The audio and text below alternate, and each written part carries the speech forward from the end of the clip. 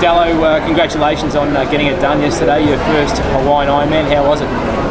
It was a lot harder than I was expecting. I was expecting a tough day, but those crosswinds on the bike just made for a really, really tough day. And I think you saw the guys who performed well yesterday just more the pure strong guys. So it was tough, but I really enjoyed it. You had such a good race in Cairns, so we knew you would adapt to the heat, and you were a good heat racer. How was it out there for the temperature, and how did you adapt to the conditions here in Hawaii? I got here 2 weeks. I've come from Switzerland, so that was pretty cold and dry there, but I had 2 weeks here leading up to the race, so I was totally adapted to the heat. But with those crosswinds and the heat here, it just slowly but surely zaps it out of you, and by the time you get out on the Queen K for the run, it's just it starts getting tough. Talk us through your day. You swam well, then out on the bike. How did the transition? Talk us through the excitement and the noise and what you felt throughout the course of the first part of the day.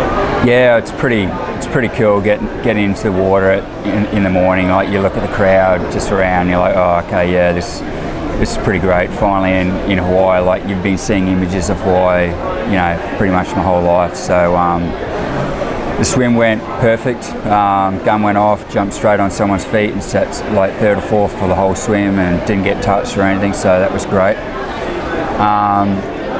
The first 10 or 15k of the bike was pretty relaxed, but then the crosswinds picked up, and it from that point on to the finish of the bike started getting really tough, and the group just fell apart going up to Hawaii.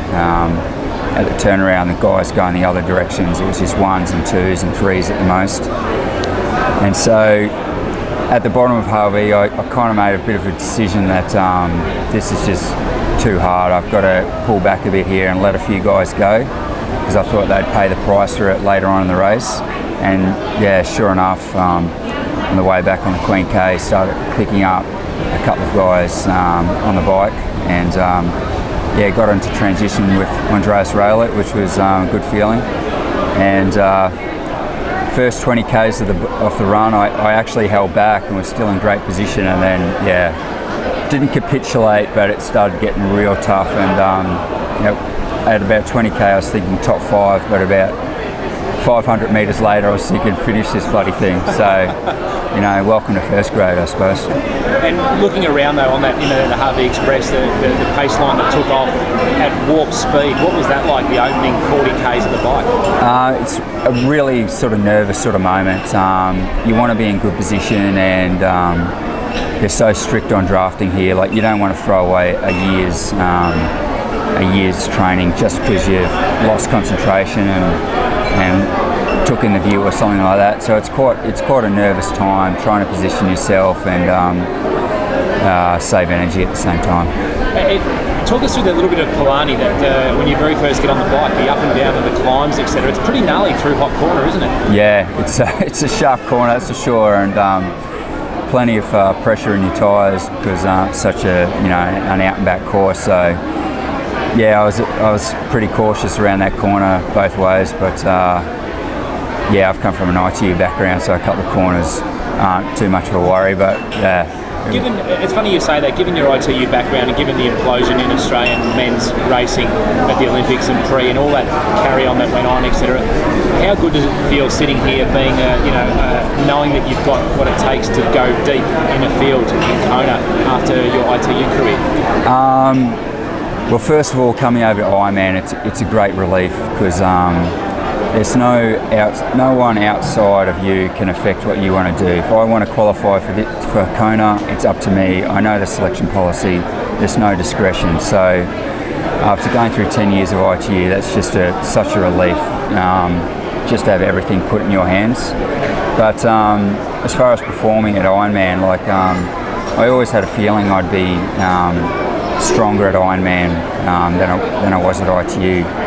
I don't really have the build of an ITU athlete. I'm a fair bit bigger than those other guys. So I always did a few halves when I was doing ITU and performed pretty well in those. So I always thought there was a good chance I could perform in Ironman. And so, what did you learn? What did you take away from this very first time? We spoke a little bit to Jordan Rapp and to a couple of other guys who took it on for the first time. What do you take away, both mentally and also physically? What do you take away from the island? Oh, I take away heaps. I had really put all my eggs in the run basket, and that bike caught me out a bit. Like, I got off the bike in reasonable position, but I spent a lot of bickies to get there. So that's something I've had to work on coming from ITU, because the bike is a bit of an afterthought. So I really have to improve my bike 5 to 10% for next year, and I think that'll just automatically improve my run 5 to 10% as well. I know we're still in 2012, but for schedule-wise, what are you looking at for 2013? Well, I'm still tossing up about doing Noosa in 3 weeks' time. Yeah, you got to get there. Yeah. So that's a bit 50-50. I'd like to defend the title there, but I haven't thought too much about the program for next year, but definitely this will be the number one focus for the year. So I'll do what I need to do to qualify, but everything's going to be aimed towards Kona, that's for sure. Well, you're part of the new wave of Aussies who are doing beautifully over here, and in support of Pete Jacobs, we might be seeing you up the top end of the podium. Thanks for spending some time with us. Not a problem.